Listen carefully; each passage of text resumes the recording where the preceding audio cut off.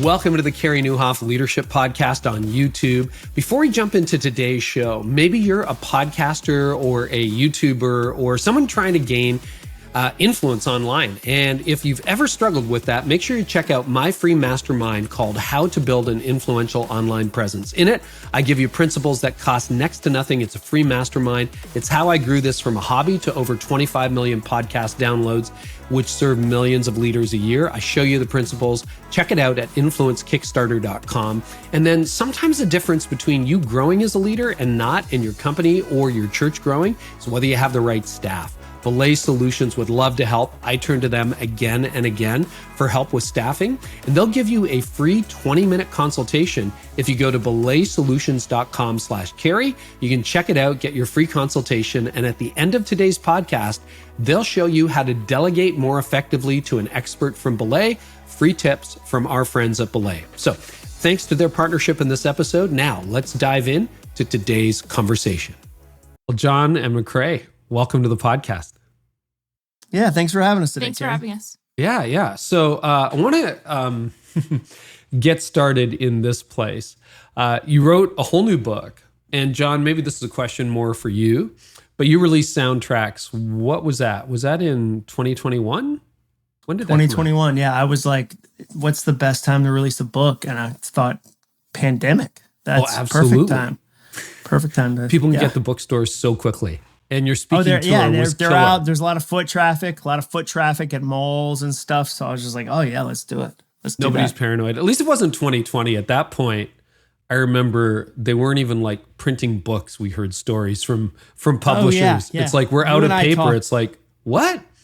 Yeah, well, the Suez Canal was involved at some point where like, that's when you know it's bad, when like a canal you haven't thought about since the third grade is suddenly impacting your life in a negative way. And you're like, we've got a lot of issues. So fortunately, it wasn't that bad. Yeah, and your third grade teacher is, see, you needed this knowledge. Yeah. I told you. I told you. You got that B-, and now it's finally paying off.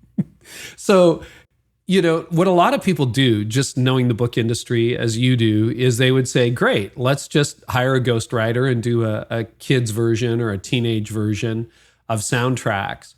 But instead, you decide to sit down and say to your daughters, Ellie and McRae, hey, let's write a book together. What was the thinking behind that let's do a whole other thing? And it is a new book. If you read soundtracks, you've not read your new playlist. It's a whole other, because I've read them both.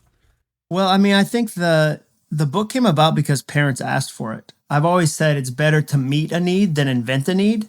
It's really expensive as a leader to invent a need. It's expensive, it's time consuming, and you don't know if it's going to work. It's a lot more fun to meet a need. So when soundtracks came out, parents immediately, for the first time ever of any of my books, said, do you have one for teenagers? Do you have one for teenagers? If I could have learned how to change my mindset at that age, it would have changed everything. So you didn't get that for Finish? You didn't get that for... No, nobody do-over. Nobody asked for like a teen version of do-over. And so I decided, okay, I need to write this book, but if I wrote it alone, it would sound like an adult trying to sound young. So McRae and Ellie, I said, hey, I think we can do this. I think I can coach you through the process. This will be like the most extended version of Bring Your Daughter to Work Day. Let's try it. So that's how it came about.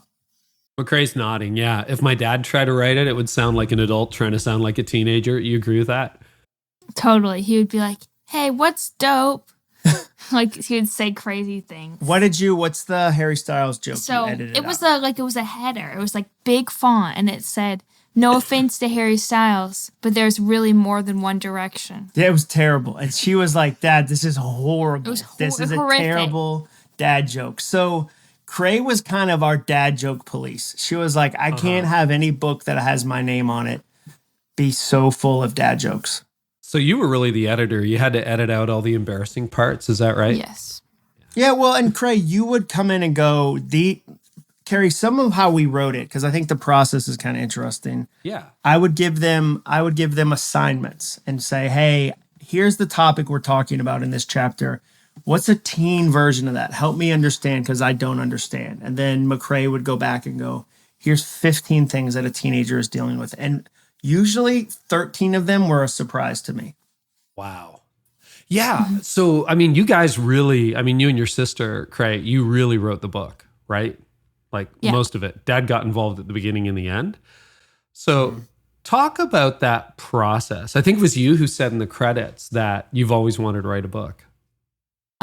He would give us like assignments. He'd be like, hey, write 500 words about so-and-so, or be like, hey, I want you to go around and listen for 50 of whatever the topic would be.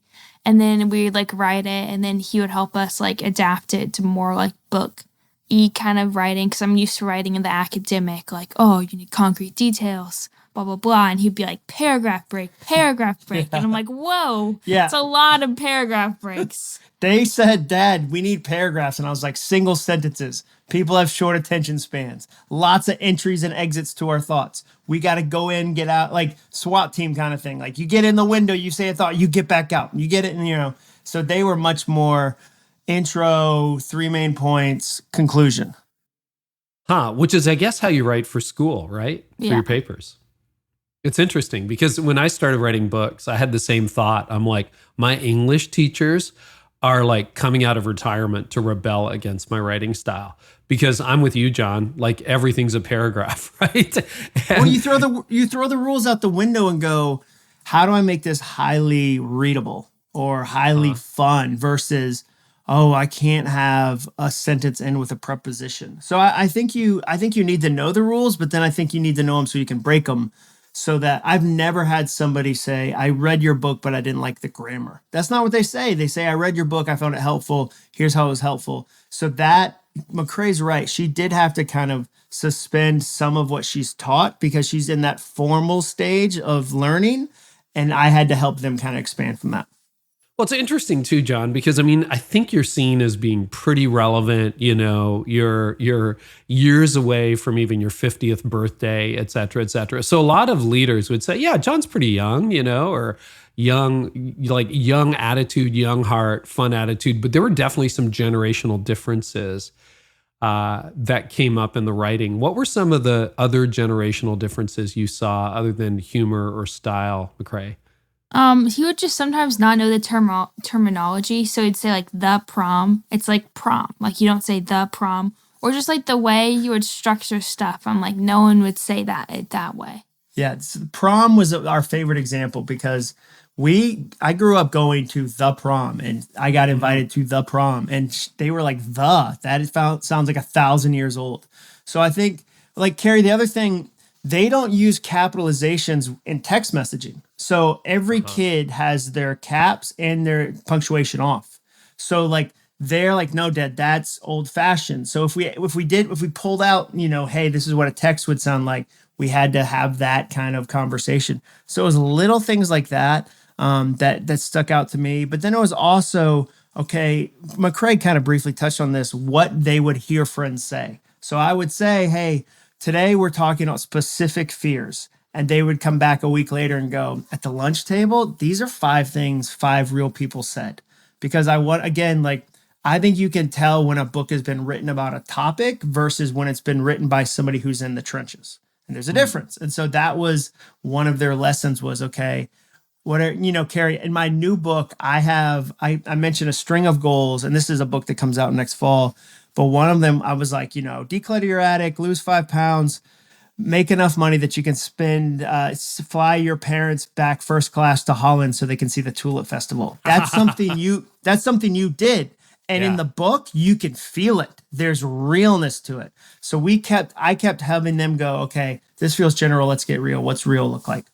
So let's go there because you've hinted at it a couple times, McRae. What's real? How old are you right now as we record this 16. interview? 16. So what's real in the life of a 16-year-old? I would say like school is really important. My relationships through school with my friends. I would say there's a lot of my life is very school focused. Well, and also I would say the opening chapter was her idea. So the very first thing that happens in the book is a text message. Cray, explain that story because it's your story. Yeah. It was your idea to put it in and then I'll tell you what I think about it. And this text message has punctuation and periods. Well, it was written by an adult. It was from an adult. Yeah. It wasn't written by a teenager. So I played lacrosse all through high school, and I played in 9th grade. And then in 10th grade, my lacrosse coach caught me by sending me a text message. And I thought that would be a good idea to include it in the book because it was a broken soundtrack factory. And also because everyone my age is going to face some sort of rejection, like being cut from a team or not making a play or just any kind of rejection. A date for homecoming. Yeah. So I just thought it was a very universal feeling that everyone experiences and be a good way to kickstart the book. And I was glad because I didn't force it on her. That was the thing. That was the other dance, Carey. I mean, and you've experienced this. As you grow as a leader, you have to realize it's not just your story. It's your family's story too. Every leader, let's pick on pastors for a second. Every pastor has had an illustration at some point that their spouse said after, hey, I would have loved veto power on that one before you did that one. So, because we're a unit and that was not your story to share. And you go, oh, that's right. Yeah, that was embarrassing. And so for me, that she said, and this was a week after, because the night it happened was a hard night. McRae, what were some of the broken soundtracks you heard when you got cut? I thought that my life was over. None of my friends on lacrosse would talk to me. Everyone would think I was a loser, all this stuff. That wasn't true. It was just very overwhelming at the time. Mm-hmm. I can see that. Tell me, what are some other things? Because we have a ton of parents listening. Some of them have teenagers. Some of them have college-age kids. Jon, you've got both. And then some of them have preschoolers. And, they don't have an iPhone yet, but they know that the time is coming when that's going to happen. What do parents, McRae, need to know about the world that kids are in? Because I think if you're 25, you don't understand the world of a 16-year-old right now. So help us understand. Some things that don't seem like they're a big deal are a big deal, finding a seat in the cafeteria, that's a huge deal. Or every year you get new classes and wondering who's going to be in your classes is really big deal. Or just small things that seem obsolete can mean the world to teenagers. Well, and also, Carey, the other thing you have to remember is McRae and her friends are part of the 2-year COVID gap. They are carrying a bruise that parents can't begin to understand, both in learning, behind in education, behind in social. And then the other thing that I think parents need to understand is that politics impacted kids in a way it never had before. Because very rarely at a lunch table would kids sit differently because of political views. But then the mask became political and kids would separate based on masks. So now unmasked kids. You're exactly. Right. Now you've got sophomores that are divided on political lines. That had never happened. McRae's generation was never hey, I'd really like to talk about our policy views as a lunch table so that we can divide up. That never happened. So that's the other thing that I think McRae can't even talk about it because she's so deep into it. But as a parent on the outside, I can see and go, oh, some kids didn't come back. Some kids stayed home and never came back. And who knows where they are. And so all of that is in the mix for this generation as well, that we as parents have to go, oh, that's right. They experienced it. I worked from home. You worked from home. The laptop culture just did more laptop culture. Yeah. But high school, your kids had they were the front line of some cultural wars, and that's really hard. Well, I've got to imagine that social media just amplifies it because in the examples that you said, McRae, I remember trying to I saw my high school cafeteria when you were describing that, and I know where I usually sat. And it was, it was kind of loaded, but not really. It's just a lunch period. And then with being cut from a team, et cetera, or, who's going to be in your class, who's not going to be in your class. But I can only imagine that social media has made that 10,000 times, the stakes are just up there in a way they weren't. Because I think it was an interview, maybe it was with the interview you did with Annie F. Downs, I can't remember. You talked about, you go to a party and who's invited, who's not invited. You see on Snapchat or on Instagram, who's in, you are so much more aware. I'm not exactly the most social guy, so I wasn't always 100% aware of what other people were saying about me. But now everybody kind of knows. How is that a factor? Either of you take a crack at this, but I'd love to start with McRae. I'd love to hear McRae's response. Yeah. I would say just it's easy, you had no way to know oh, all my friends are hanging out with me. So it's really easy to get your feelings hurt. And having social media, it's such a platform, people can be really outspoken. about whatever they believe, and it can cause like arguments or like, oh, I don't want to associate myself with them. So it's kind of like, it's like a balance of like, I want to be on this platform so I can like connect with my friends, but I also don't want to be on this platform so I don't feel left out. Yeah, that's the thing, Carey, is that they don't send. So like, let's take Snapchat. Let's just take Snapchat as an example. There was times when I would have a hard line on certain technologies, but then McRae wouldn't be connected to her friends. They wouldn't like, they don't, her generation doesn't text message. They message each other in Snapchat. So if I say no Snapchat, I might as well say no phone, because I've now removed the single vehicle of communication. It's not that they're just using it for funny videos. It's how they're communicating. So I think, but to her point about you can use the platform and cause arguments, it goes back to, again, 10 years ago, 20 years ago, if a student felt a certain way about an issue, they didn't have a megaphone to tell the whole school and invite comment. Now they do. So what happens is kids will go, this is my thing, and they'll scream it out, and then other kids will screenshot it, will share it, will comment on it, and it spirals. And none of them have had how to have a personal brand lesson, or how, like, and often, you know what I mean? Like I think about the number of mistakes I've made over the last 10 years trying to build a personal brand, but I started mid-30s. I didn't start at 13. That's the other thing, that it's hard to appreciate that, wow, there's hashtags that kids are using that are drawing, division, and there's clubs that are drawing division, and how do you help, as a parent, how do you help navigate that? Teenagers as like a whole are already outspoken, and then you added the aspect of social media and it's like, boom. Yeah. Yeah, is there a fear, McRae, of being canceled? Like if you say the wrong thing, and I'm not saying like nationally you don't have a career, but I'm like canceled from your friend group, canceled from high school, canceled from your peers. I mean, that's always like an underlying thing of like, I don't want to like post something or repost something that would get me canceled. Because I feel like everyone's very emotional these days. And so I'm always very careful to think like, oh, if I thought this way, could I interpret this as like this? So you just have to be really careful and like socially it feels like head like games thoughtful. on steroids, really. Well, yeah. And what are the head games on follow or asking to follow somebody? Because we talk about that with Ellie. Like there's all these different rules about, okay, if you follow this if they ask you to follow you and you don't let them follow, like what would you say? Say you were going to follow somebody new that you went to school with, how would you do it? I would just request to follow them, but like I could get my feelings hurt if they didn't follow me back, because it could be like, hey, you're in my science class, but you don't follow me back on Instagram. Ouch! Like there's a lot of like opportunities for you to get your feelings hurt. Yeah, what would you say? And again, both feel free to comment. But McRae, let's start with you. One of the themes, sub-themes, largely because I keep bringing it up on this podcast that I follow, is I'm wondering about the world of real conversation. So let's say you follow somebody, they don't follow you back, your feelings are hurt.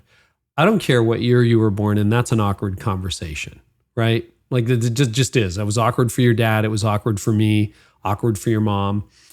But there's an argument, a growing concern, I guess, that because, I'm asking you questions that might be a little bit hard to answer because you've only known a world with social media. I mean, it's not like your parents gave you a phone when you were 3, but all your formative years have been spent online.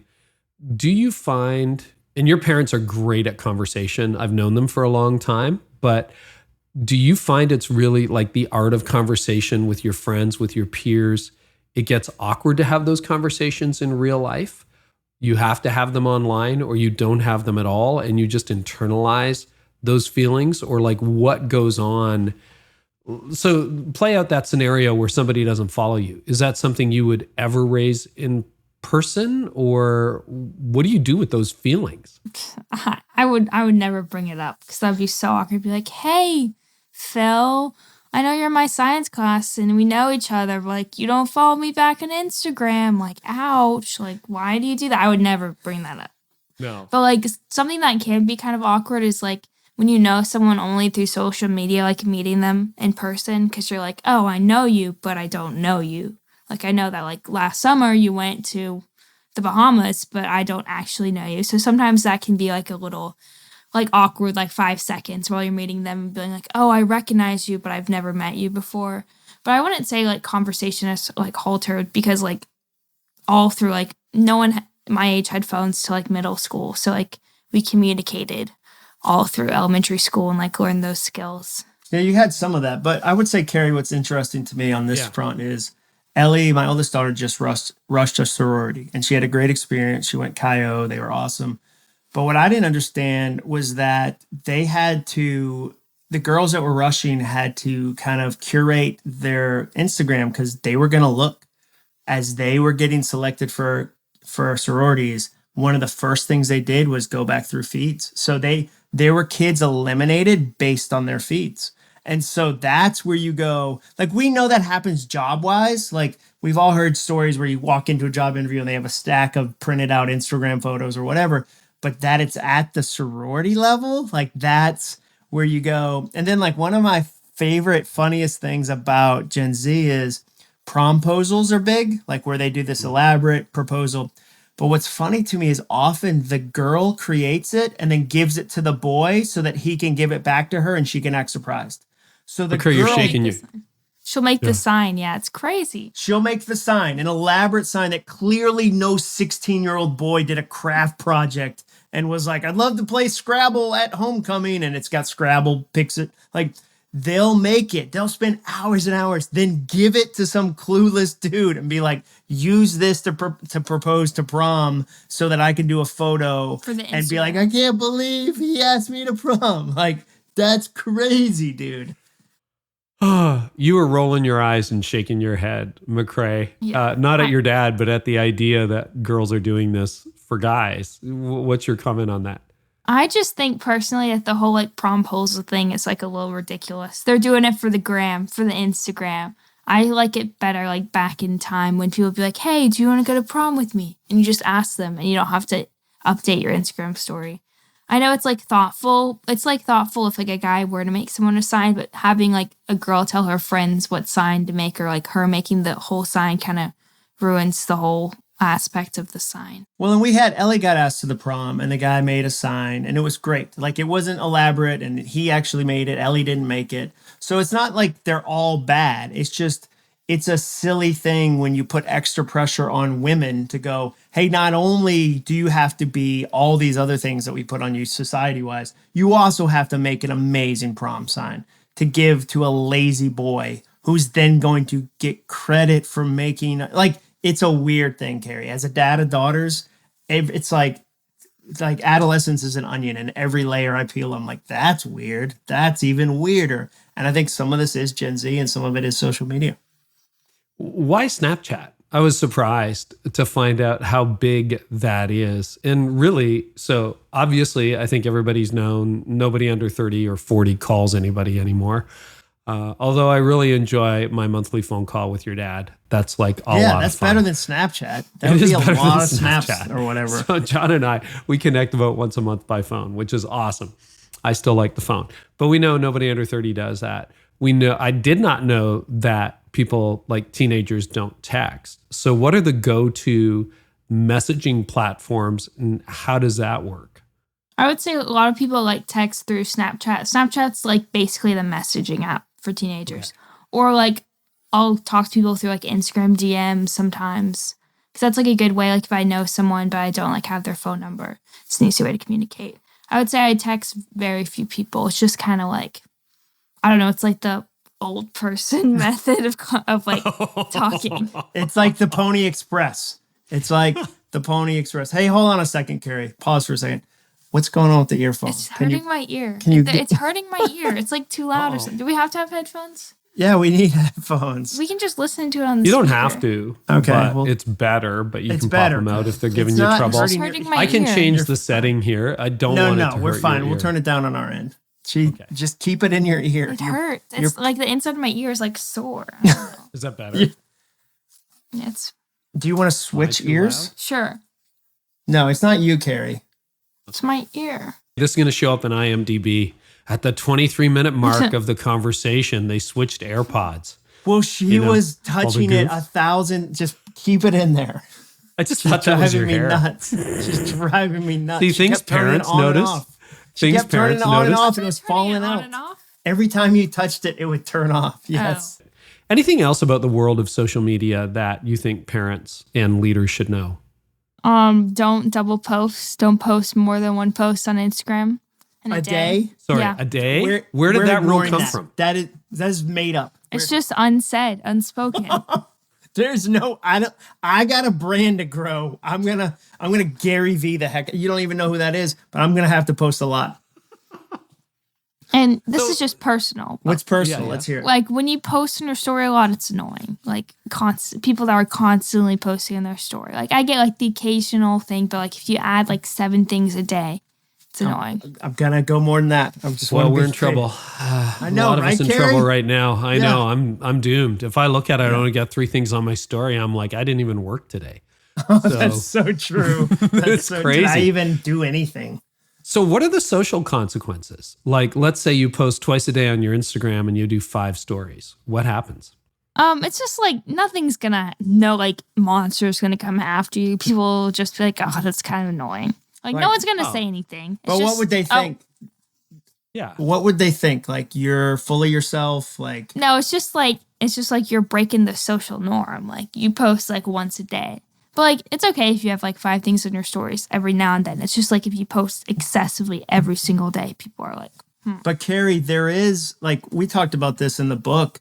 Like Ellie had friends where they would post Thanksgiving like carousels and be like, so thankful for all my friends, and do everybody but one person that sits at the table. And if you have 6 people at a table and 5, like you go, oh man, yeah.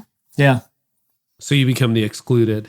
Wow. Yeah, and you notice it, like because they had to pick specific photos and they're tagging everybody. So like even if they forgot naturally, and that's the pressure on the person posting. Now the person posting is going, who could I possibly offend by leaving somebody out on this? Like, and again, Carey, what training do they get on social media? 0. They don't have a class. Like there's no class in 6th grade that says, hey, in a year you're getting a phone, and by the way, you're a personal brand now, because people are going to fall. Like there's no training. That's a really good point. I mean, does anybody at school other than your peers, like any teachers, is there anything about, hey, here's what's happening with social media and this is what you should be? No. No, I mean, we have like the yearly, like, no cyberbullying seminar. Yeah. But they're not like, these are the steps you can do to be a responsible person on social media. All the stuff they say is like, don't tell strangers your social security number. Be nice in the Which no comments. kid is doing. No, Yeah. that's not what's going to screw them. That's not the problem, Gary. Like you never see reports of like, man, it's been terrible. There's been a lot of teens giving out they don't know their social security number. Like get out of here. That is so out of touch. Oh, it's funny. You approach those assemblies with the same enthusiasm we did when we were in school too. It's like, oh, we got to go through these assemblies. You know, it's funny. This is just a note. We have a lot of people who went to seminary listening to this podcast, but I remember when I was studying the New Testament in particular, and the Old Testament too, there was this thing called honor and shame culture. And it was portrayed like 2,000 years ago, people lived by the virtues of honor and shame. And one of your jobs as a preacher is to help people who don't live in that culture understand that culture. Here's the reality. I think we're living in that culture again. Mm-hmm. There is so much honor and shame. Like, oh, I posted twice a day, but nobody taught me the code. Or, I wasn't tagged in the Thanksgiving photo, or I sat at the wrong table and got shunned. That is 100% honor shamed. And I imagine it's a contributing factor for the anxiety that a lot of teens are dealing with. That's one of the sub-themes, like in your new playlist. I saw you and your sister, McRae, just sort of tackle that again and again and again. And what you've tried to do, and what I think you've done well, is provide an antidote to that constant shaming. I'm not enough. I don't have it together. I'm a loser. My life is over.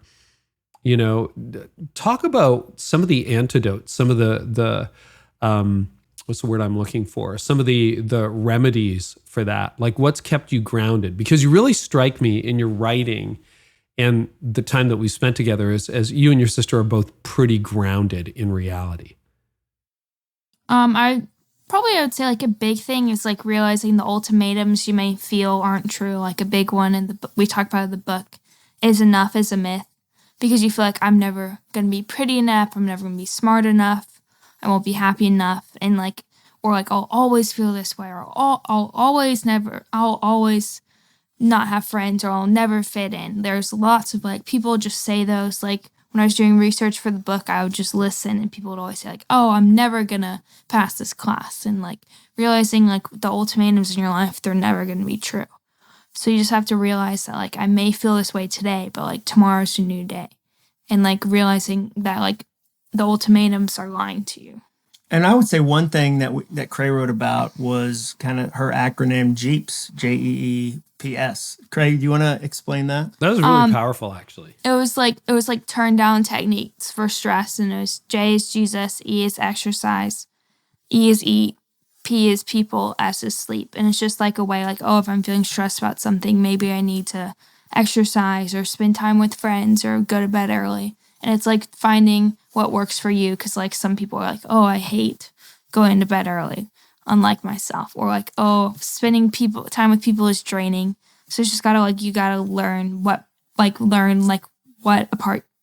parts of yourself, like what is helpful to you. Yeah, it's personal. All the turn down techniques are personal. So some, Cray, when she's stressed, will clean some part of her room, because when things feel chaotic, you can get something back in order. So cleaning out your desk, there's something that's back in order. Where some kids would go, that's the last thing I want to do when I feel like if that's my turn down technique, I'm going to be more stressful. And it's the same with adults. It's figuring out, okay, like Carey, cycling is one of your turn down techniques. Like totally. You love to cycle. Yep. For me, I love to run. Different people, and people listening to this right now would go, running is torture. Like that sounds miserable. Where, for me, it's something that I look forward to. And if I haven't done it for a week, I can tell based on the lack of endorphins. Mm-hmm. There's a lot I want to cover. Couple questions still while we're talking about audience and everything. So McRae, I'm curious, you've talked about some of the generation gap that exists even between you and your dad about jokes and dad humor, and no, people don't talk like that and people don't use punctuation, etc. But I'm thinking about all the adult communicators who are your dad's age, a bit younger or a bit older, who are actually trying to connect with your generation. Are there people you follow that you think are great at connecting with 16-year-olds? Or is it, no, you just need another 16-year-old to go and connect with a bunch of 16-year-olds? Like, I'm just wondering, do you look like, is Taylor Swift old in your view? I wouldn't say I follow like any like influencers for teenagers, really. I'm not a big like Instagram follow influencers person. And also I feel like when someone's like, oh, I'm going to be an influencer for teenagers, it's often like super awkward. They're like, hey buddies, like, let's talk about teenage life. Hold on a second. Hey, put it all the way in. It's all the way in my ear. I don't know how you're not I'm fitting putting this in correctly. It's in my ear. You have these headphones. Like, you have your own headphones that are just like this. This is driving me nuts. I want to do the outtakes. These are brilliant. This is like every family. Real life. Yeah. Real life with the Acuffs. But, okay, so you asked the question. You asked the question, Taylor Swift. Like, what's... She's not old to me, but she's not, like, my peer. Like, I respect her and her music, but I'm not like, oh, she's great at talking to teenagers. Right, but who would you even... That's an interesting thought, Carey. Who would you say is great at talking to teenagers? Other teenagers? Other teenagers. Okay, that's where I wondered if this was going, yeah. There's not like, oh, this influencer... Sally is really in touch with the youngins. Like, there's no one that's like, I don't know. Well, because I'm thinking about it through the lens of church, right? You think everybody's got a student ministry and that kind of thing. Like, okay, you're shaking your head. Tell me what's in your brain. Well, like, everyone has that like student pastor that's like, oh, I'm going to change these students' lives. And he throws out the lingo. Like, I know someone that always talks about their inner vibes, trying to be all teenagey. It's so cringy. So cringy. You are killing youth so pastors right now. This helps your inner vibes. Because you don't think that person normally would say vibes, and they're saying it to connect with you, and it feels inauthentic. Yeah, I just want them to be authentic to themselves, because I'm not going to be like, oh man, he doesn't use the colloquialisms I use. I'm not going to respect what he's saying. I just want you to be genuine. And when you try to be cool and talk to teenagers, it makes me not want to listen to what you have to say. That is probably the clip we pull from the whole show. There it is. Carey. That's the clip. She used colloquialism, so good for her. I said it wrong. That's great. So basically, you want the 30-year-old to be 30, the 45-year-old to be 45, and the 57-year-old to be 57? Yes. Well, and you've benefited from that. Her small group leader had a baby. It would be weird if she acted like she wasn't a mom. She was young. She was 28. She was way younger than me. Last night. Yeah. Yeah. I got a sitter for this dumb kid, and I just hit the streets. You would be like, what? No. So I think that's part of what you're reacting to. Yeah. Yeah, and it's funny because we all have the ability now to connect with people. And so it's easy, and that's where imposter syndrome comes from when, the good news is, and I think this is true for your dad too, I feel like I get to wake up and be who I am every day, which is awesome. It's I would say I do. I would say I do, but I have to fight to maintain that all day. So I probably wake up I wake up the most honest that day. But then the entire rest of the day, Carey, you have invitations to be somebody else. There's, if I communicate a certain way on this idea, or, there's, a podcast I want to be on and I want them to like me, or whatever it is. I wrote about that the other day. Interviewing Patrick Lencioni, I was tempted to try to impress him about me. And that is an invitation out of authenticity. So then I'm trying to read him my resume. So he's like, oh, wow, Jon's smart. Versus asking good questions on my podcast that serve the listeners. So I would say that, yes, I get to use my voice, but I would say social media at least gives you plenty of opportunities to tweak your voice in a way that maybe you wouldn't normally talk. And I think that's true for teenagers. I think that's true for adults. You and I have to pick up that thread because that is really interesting. I've been doing prep. I'm interviewing Chris Anderson from TED. This week. And, I'm watching all of his interviews, but yeah, you're right. Underneath that is, I don't want to come off as dumb and awkward when I'm interviewing Chris Anderson. Yeah. You want to be 100% Carey. You don't want to be the Chris Anderson version of Carey Nieuwhof. And he's not asking you to be. And I don't want to be the under-researched version of Carey Nieuwhof either. No, right? No. So that's the thing is that I think the way I say it is there's finding your voice as a writer, but there's also keeping your voice, because voice is one of the slipperiest things in the world. And I think that's true of podcasters. I think that's true of pastors. I think that's true of leaders. Every company in the world has had somebody they loved who then gets put in a leadership position, and they think they have to now be a leader. And they start talking to the people they used to be in relationship with in a different way. And that creates a disconnect. So I think that's a human thing. So true. One of the things I was surprised, I didn't know, McRae, is you said you wrote a book as a teenager, which was one of your goals, which is awesome, but your friends don't read. Is that fair, or don't buy books, or what was that? What were you saying? I would say most of people with the way going to a school, being in school, it's you're throwing all these books that students wouldn't choose to read. So they associate reading with school, I have to annotate this book and all this stuff. And they don't fully grasp the joy of reading. So it's not that they don't read, they just don't strive to read.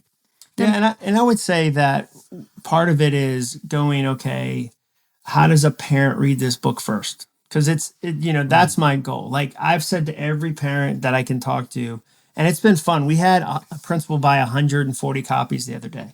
So my goal with this book, Carey, is that mindset gets taught in high school in the same way that for the last 20 years, financial education has been. 20 years ago, 30 years ago, we just had kids get credit cards at 25 and they were 30 grand in debt and didn't know how to handle it. Now, freshman year, McRae takes personal finance. I think that's amazing. I think there should be a personal mindset class that every teenager takes.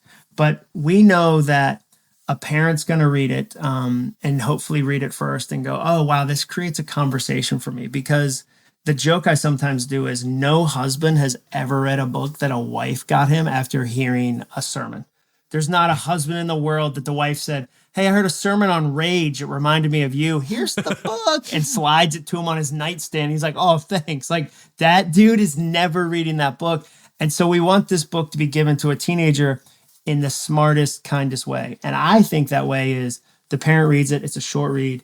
And then they start talking about the concept of soundtracks. And then they introduce the book. Like, that to me is not complicated. It's not difficult versus, hey, I heard this podcast, here's this book, and they throw it in the room and go like, hey, now you have to read. The kid would go, what, am I being punished? Like, like, what does that mean? And so we are trying to help parents be smart about that. I think that's a really wise strategy. And I know these are super early days. Has the book even been out a month? I don't think so. No, it's only been out 2 weeks. 2 weeks. So maybe it's unanswerable.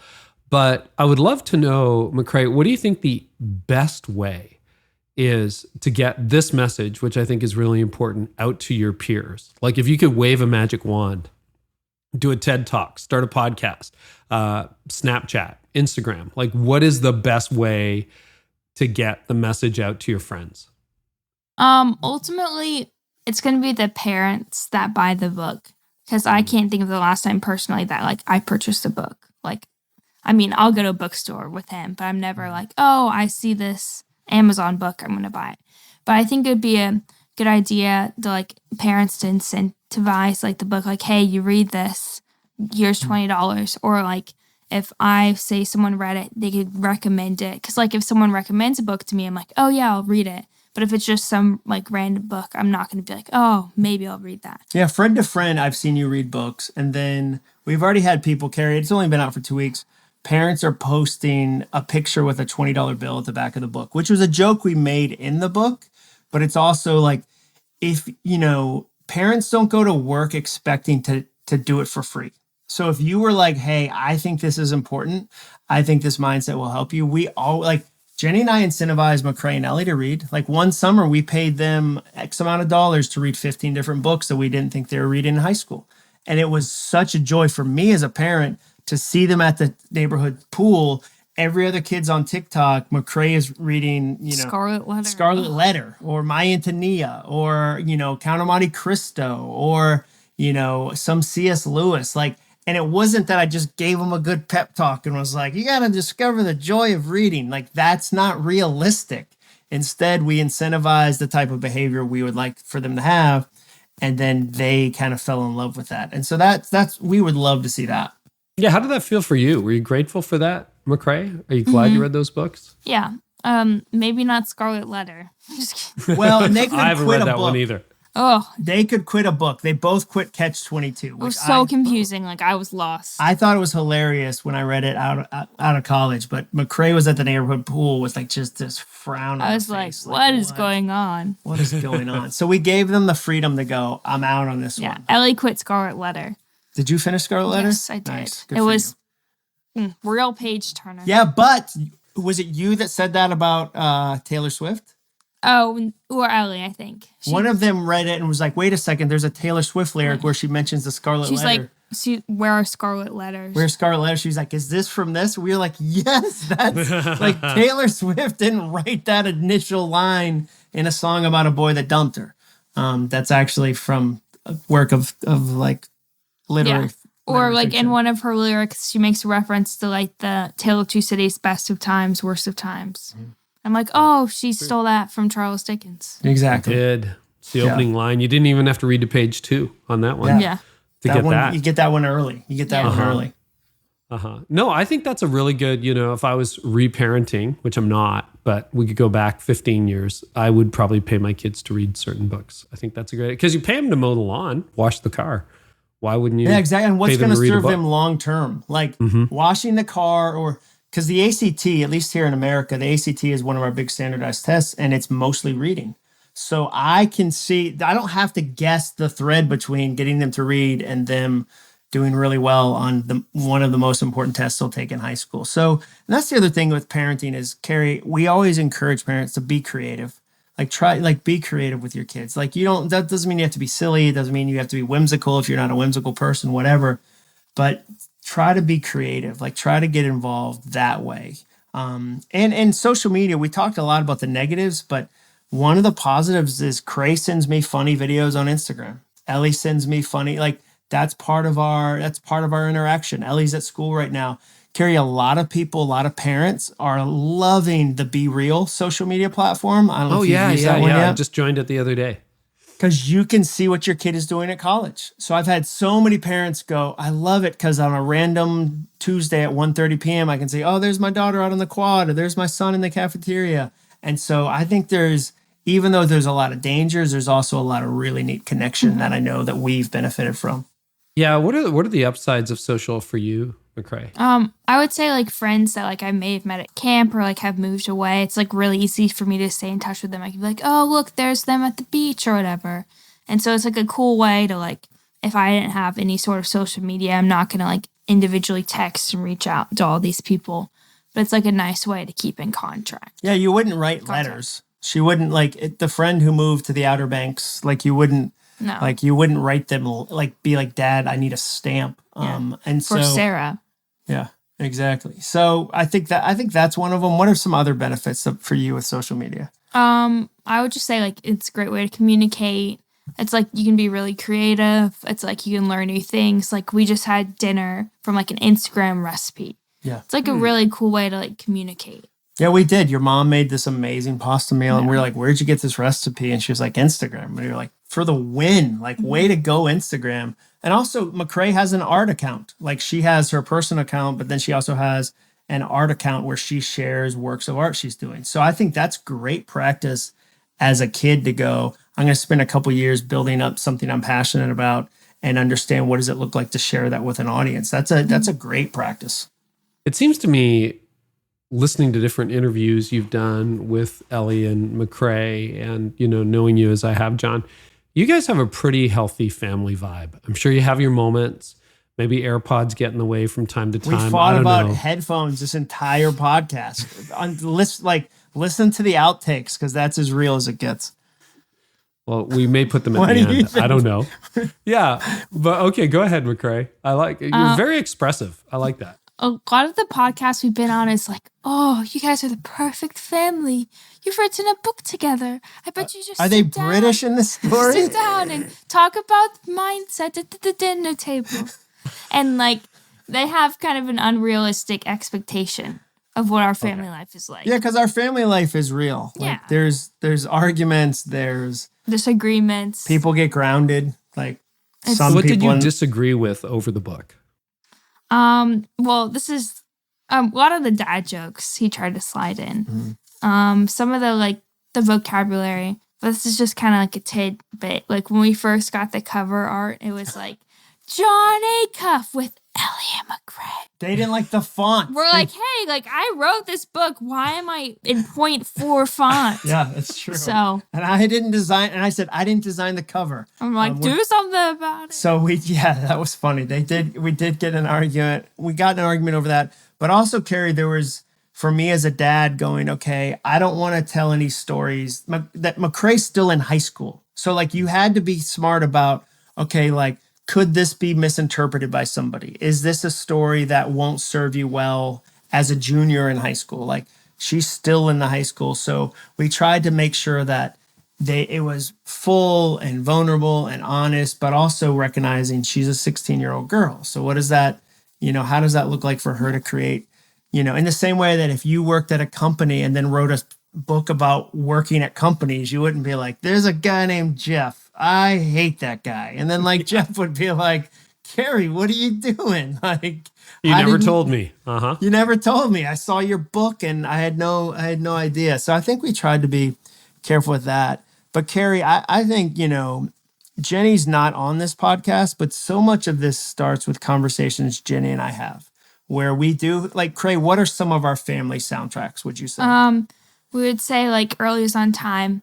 Like we're excessively early to places. Excessively interesting. Excessively early. Well, it's kind of like we kind of live in PTSD from Atlanta because like you would take you like 45 minutes to an hour to get somewhere. And I remember once we had like a friend singing at a church and it was at like 9:30 and we left at like 8:50 and we're sitting in the parking lot at like 9:01. Because Nashville's small. So like, Early is on Time is one of them.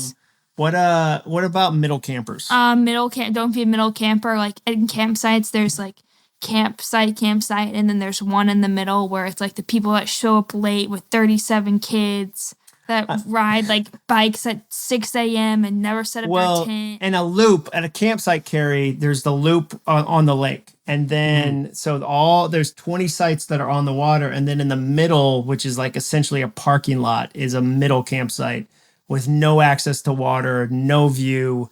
You might as well be in like a Walmart parking lot. Like it's not. And so we joke about, okay, how do you be prepared so you're not a middle camper? Like the way you do is that you say, okay, let's plan, let's be detailed, let's be organized. So we joke about, okay, we kind of approach that middle camper style. So now next year, let's be a little more deliberate, or let's be a little like more, thoughtful in how we do things. So I think every family develops shorthand. For us, they become soundtracks. And one is like, everything's always working out for me. Today, and that was when I learned from a guy named James Victori, when McRae's car broke down last Wednesday and we thought it was dead. We thought it had blown a rod, like the engine was ruined. It was something small, cost $200. And I said, when Jenny told me, I was like, well, she goes, because everything's always working out for us. So we are really deliberate about positivity. Like we're really like, you are super positive. But I'm a negative person by nature. Like I have to work my butt off for that. I don't wake up in the morning and think that. So we're careful about the words we say to each other, the words we say about events, the words we say about opportunities and challenges. And so I think we try to be positive while at the same time being realistic. So was it Ellie who was with you at the GLS in Chicago in August, Jon? Yep. Mm-hmm. Yeah, okay. You got to meet Ellie. Yeah, I got to meet Ellie and we were chatting a little bit. Both Ellie and you, McRae, were talking about interviews and how some of them were so boring. She didn't do the British accent, by the way, which was quite entertaining. Yeah. But I'm just going to say, you've been on a lot of interviews for this. This probably just feels like just another one. What is one question nobody's asked you that you wish somebody would ask you, or a subject that nobody has touched on that you're like, why don't you go here? No one asked us about the audiobook process, which I think is funny. No one's like, oh, so like you wrote the book, so you voiced the audiobook. How was that? What was that like? And no one really asked about like which stories, like why did you choose which stories you put in the book, really? Okay, well let's go there. Why did you choose the stories you chose for the book? I think like we took stories like the lacrosse story and the swimmer story. And like we had thought of other stories, but we chose the ones like with the most impact and most like related to ability. It's not a word. Relatability. And we'd be like, oh, like this is a good story, but like it only like fits like the teenage girl narrative with something more universal. Mm-hmm. So we tried to think of like stories that would be more like applicable.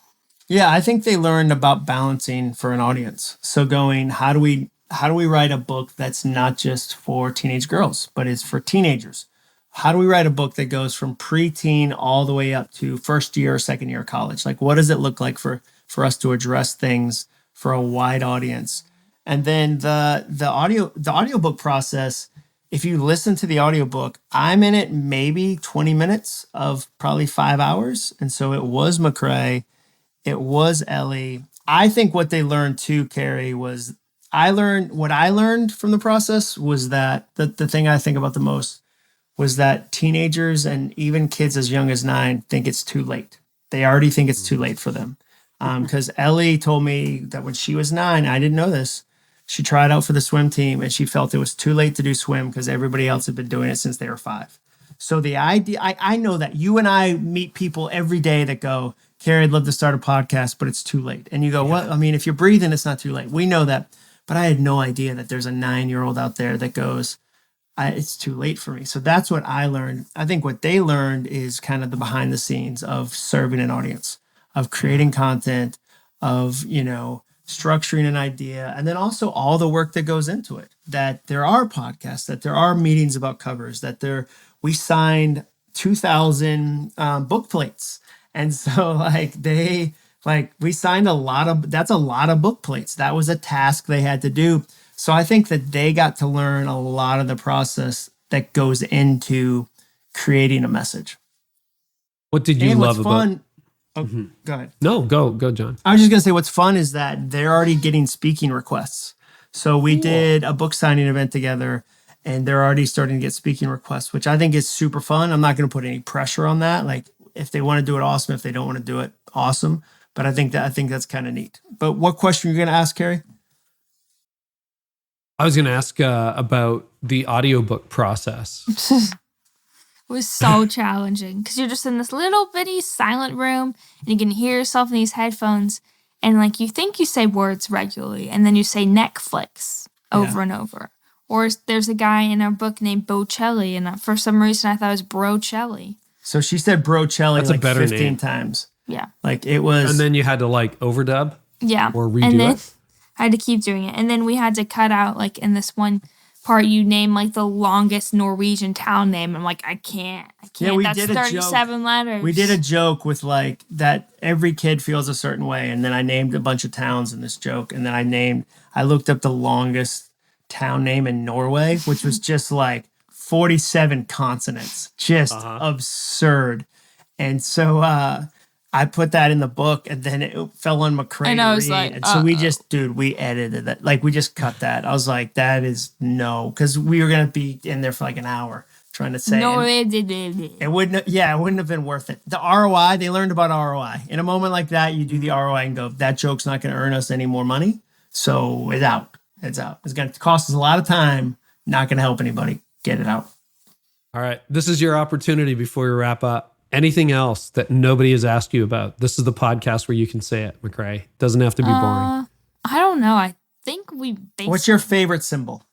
Because we talk about how powerful symbols are to remind you of something true. It could be something small. For you, I'm going to... There goes that. He wears AirPods all day, dude. Okay. This is the best illustration of the parent-child dynamic because I'm watching you guys this whole interview. I have not noticed the AirPod thing. And you said, McRae, you've been touching that thing the entire interview. She's touched it 1,000 times, dude. I know, but I didn't notice. I'm like, oh, she's, moving her hair back or something. It didn't bother me at all. And I wouldn't be bothered, it. Carey, if I was asking her to wear something every teenager doesn't wear every day, all day. It's not like this is her first experience with an AirPod. That's so funny. Oh, that's funny. Anyway, McRae, it's totally cool. I can already see it popping out right now. Why? Those are weird, I guess. My wife has the same thing. You know what? It's probably that your ear canal size is different, right? Yeah, it's like they have small, medium, large. Maybe you have a different thingy on, like the plastic. I have a large head, Carey, so it could be that. I really do. I have a gigantic head, dude. So I bet my head is bigger than yours. It's just gigantic. I don't know how you measure things in Canada. Maybe your head is 4 stone, or I don't know what you guys do. Huge. Yeah, like centimeters. Huge. I don't even know what to do with 10 million centimeters. I don't even know what to do with that. I don't even know where we were going with Carey, this. we were saying the symbols. These are the dynamics. Like, what's a symbol? Symbols. I think my favorite symbol is I have a trunk, and it's like when I was like 13, I went to a summer camp that most girls have been going to since they were 6. And it's just a symbol of like, I'm brave enough to try new things. And I like it because it's like very visual and I see it a million times a day. And it's very like, it's covered with stickers, which I think is fun. And that's probably my favorite symbol. Yeah, I think that's something that, is really fun for me as a dad. You know how you learn from your kids? Like McRae is brave that way.